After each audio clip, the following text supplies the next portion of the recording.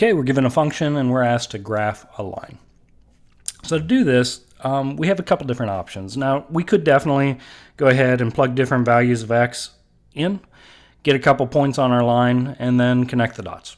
Nothing wrong with that, but let's think about it a little bit more thoroughly in the context of finding the y-intercept and thinking about the rate of change or the slope of the line. So ours is kind of in the wrong order for how I like to see these. I like viewing these as y equals mx plus b in that order. So let's flip ours around. Let's just reverse this, and I'm going to think y instead of the f of x on the left-hand side, but you can use f of x if you want. So in the reverse order, the negative would still be out in front of the 2/3, and it's still going to be a positive 5. So all I did was I flip-flopped those two terms. All right, now that we're in this order, we hopefully can pick out, just kind of lining things up, the variable is multiplied by the slope. So in our case, the slope is going to be negative 2/3. And then the y-intercept, b, is going to be this constant as I've written it at the end. So b is going to be 5. So to graph this, what I'm going to do is I'm going to think of this as, first of all, the y-intercept is going to be the point on the y-axis. So it's going to be this point here at 5. And now I'm going to treat this as though it's a counting problem, because counting problems are nice.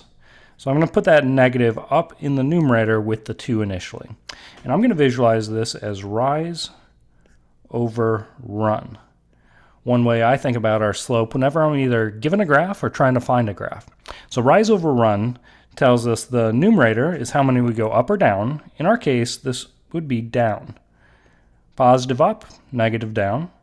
And then the run component, the denominator, positive to the right, negative would be to the left. Okay, so what I mean by counting is we know one point is already on our graph, 0, 5.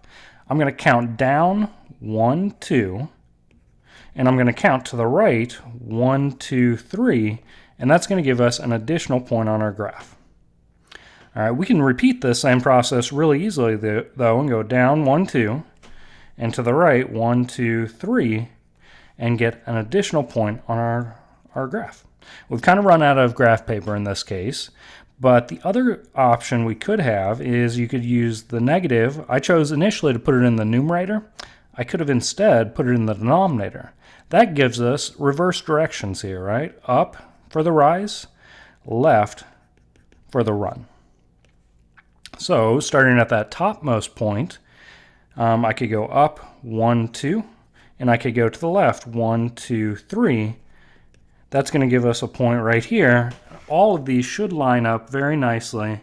We can fill out the entire graph paper and get a fantastic graph of this line. And really it was just a matter of being able to count.